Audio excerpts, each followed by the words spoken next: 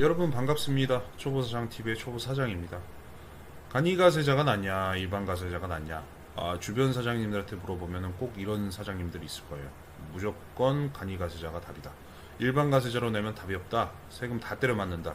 그런데 장사 오래 해본 사장님한테 물어보잖아요. 그럼 이렇게 말할 거예요. 일반 가세자가 더 나을 수도 있다.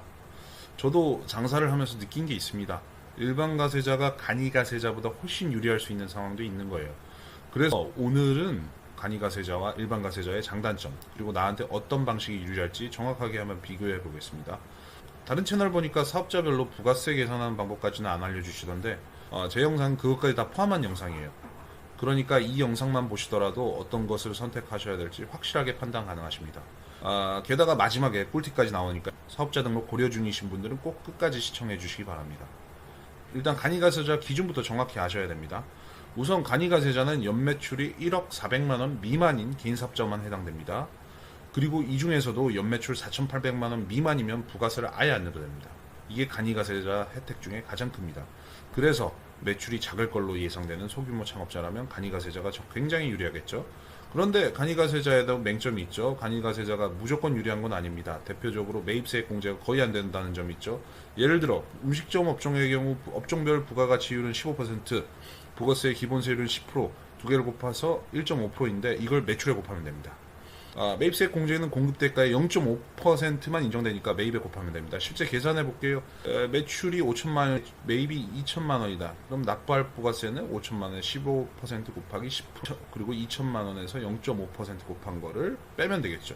그렇게 되면 65만 원을 내면 됩니다. 결국 매입에 대한 공제는 10만 원으로 아주 작습니다.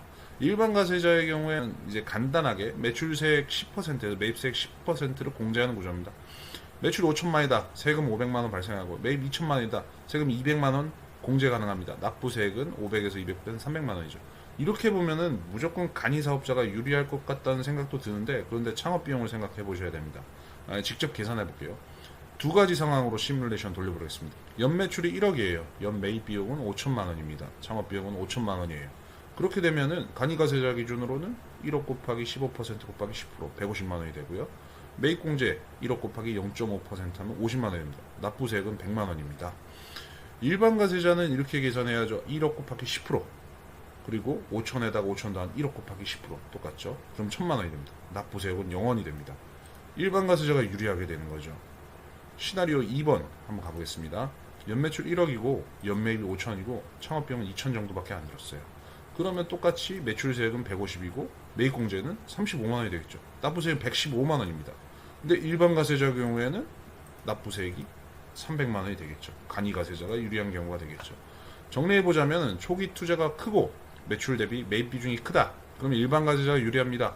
대부분 일반적인 경우에는 간이가세자가 유리하겠죠. 그러니까 결론적으로 1년 장사에서는 투자비 못 뽑을 것 같은데 생각이 든다. 그러면 일반 가세자가 낫습니다.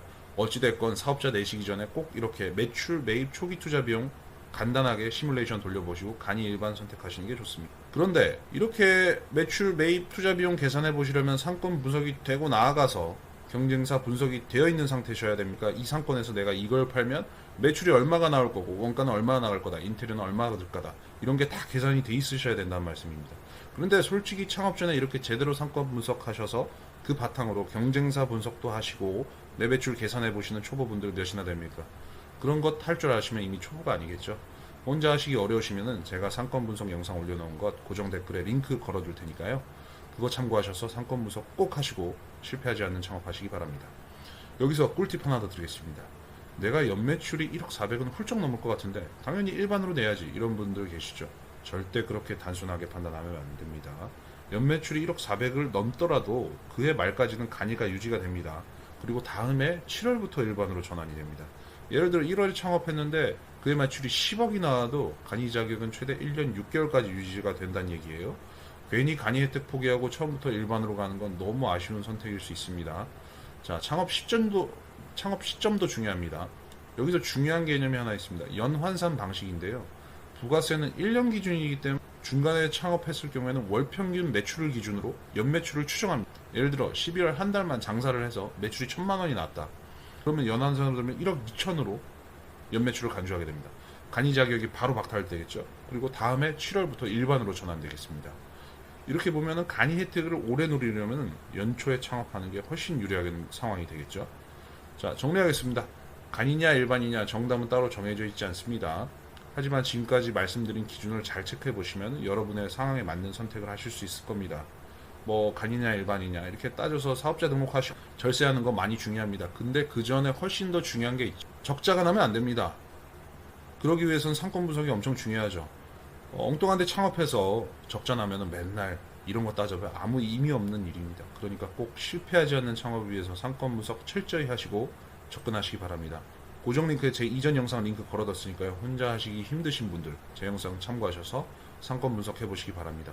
영상이 도움되셨다면 좋아요와 구독 부탁드리고요. 다음 영상에서도 예비 사장님들, 초보 사장님들께 도움되는 내용으로 찾아뵙겠습니다.